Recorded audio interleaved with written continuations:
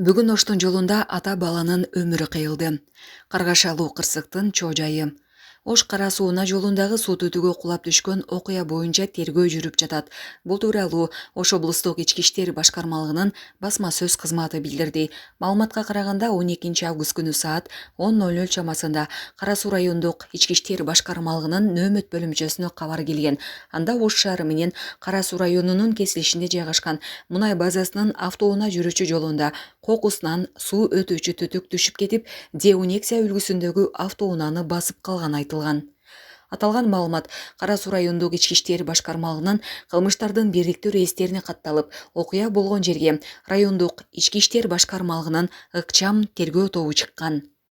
Алгачкы текшерүү учурунда аныкталгандай, 12 август күнү саат 9:40 чамасында Алай районунун тургуну 1976 жылы туулган жаран өзүнүн башкаруусундагы оор жүк ташуучу автоунаасы менен Кара Суу районунун Нариман айыл аймагынын Нариман айылынын Насиридинов көчөсүнүн түндүк тарабы менен чыгыштан батышты көздөй бара жатып, жолдун үстүнөн өткөн суу өтүүчү түтүктүн бийиктигин эске албай, түтүктү сүзүп бузуп алган. Анын кесепетинен ошол эле жолдун карама каршы тилкесинде келе жаткан Д-Унексия үлгүсүндөгү автоунаанын үстүнө аталган суу түтүк түшүп кеткендиктен автоунаанын алдыңкы орундугунда отурган эки жаран окуя болгон жерде каза болгон. Ал эми автоунаанын арткы салонунда бара жаткан жүргүнчүлөр 3 жаран, 2 жаш балдар жаракат алып, Ош облустунун балдар ооруканасына жеткирилген. Каза болгондор жарандарга жана ооруканага жеткирилген жарандарга соттук медициналык экспертиза жол эрежесинин талаптарын бузгандыгын аныктоо боюнча соттук автотехникалык трассологиялык экспертизалар дайындалды. Учурда тергөө амалдары уланууда.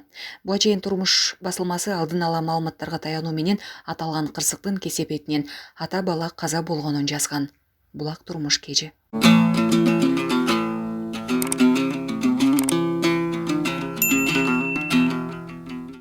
Бишкекте эки атка минер $4000 пара алып жаткан жеринен кармалды. Опузалап пара талап кылуу менен жерге суу көзөмөл кызматынын Чүй Бишкек региондор аралык башкармалыгынын жетекчилик курамындагы кызматкерлери кармалды. Бул тууралуу Ички иштер министрлигинен кабарлашты. Маалыматка ылайык, 2023 жылдын 10 август күнү Ички иштер министрлигинин тергөө кызматына жаран Айыл чарба министрлигине караштуу жер жана суу көзөмөлү боюнча кызматынын жетекчилигине, ошондой эле жерге суу көзөмөл кызматынын Чүй Бишкек региондор аралык башкармалыгынын башчысы жарандар көп өлчөмдөгү айып салам деп коркутуп, үркүтүү жолу жана опузалоо менен маселени оң жагына чечүү үчүн акча талап кылып жатканын айтып, чара көрүп берүүнү суранган. Бул факт боюнча кылмыш иши козголгон. 2023 жылдын 11 август ыкчам тергөө иш-чараларынын жүрүшүндө Разаков Киев көчөлөрүнүн кесилишинен $4000 өлчөмүндө акча каражаты алынып жаткан жеринен Чүй Бишкек региондор аралык жер суу көзөмөл кызматынын башкармалыгынын башчысы жаран ошол эле министрликтен жер суу көзөмөл кызматынын Чүй Бишкек региондор аралык башкармалыгынын бөлүм башчысын кармалышкан. Учурда тергөө уланууда жана бул кылмышка тиешеси бар башка адамдар боюнча ыкчам тергөө иш-чаралары жүргүзүлүүдө. Булак Супер кежи. Президент Садыр Жапаров Көкбөрү боюнча клубтар аралык 1-дүйнөлүк чемпионатты ачат. Бул тууралуу анын басма сөз катчысы маалымдады.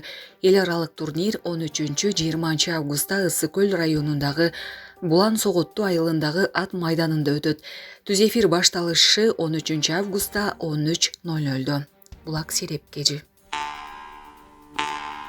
Түндө айланма жолдо 3 адам бара жаткан Subaru сууга кулады. Бишкек Торугар Нарын айланма жолундагы каналга унаа түшүп кетти. Бул тууралуу Турмуш басылмасынын кабарчысына көбөлөр билдирди.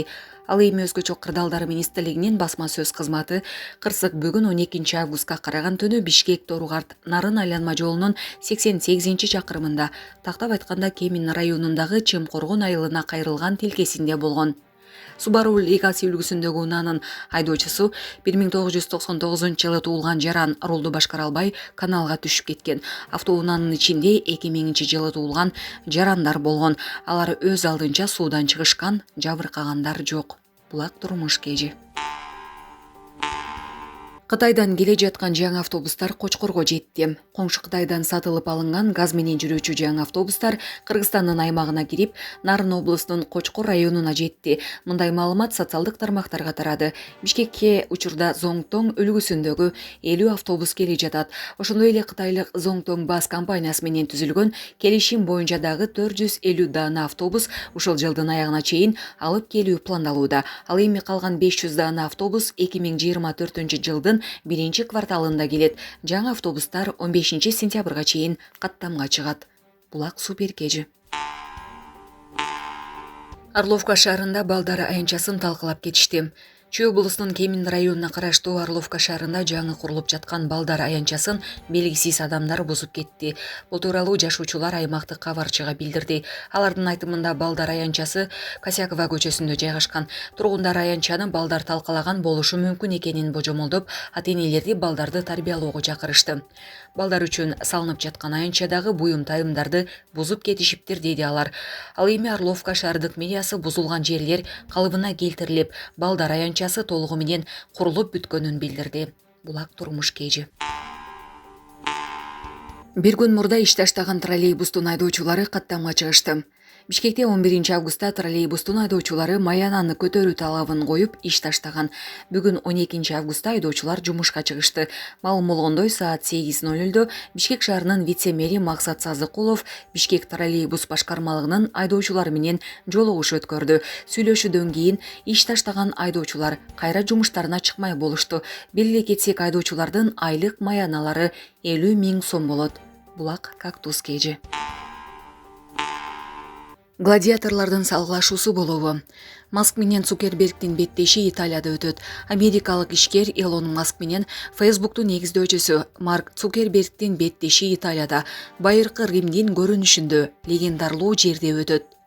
Илон Масктын айтымында ал беттеш үчүн жай боюнча Италиянын премьер-министри Жоржа Мелони жана маданият министри Женнаро Сан-Джулиано менен сүйлөшө алган. Азырынча беттештин өтө турган күнү жана так жайы белгисиз. Марк Цукерберг буга чейин 26 августту сунуштаган болчу. Беттеш UFC тарабынан эмес, ишкерлердин фонддору тарабынан уюштурулат жана түшкөн бардык каражат ардагерлерге өткөрүп берилери маалымдалды. Булак серепкежи.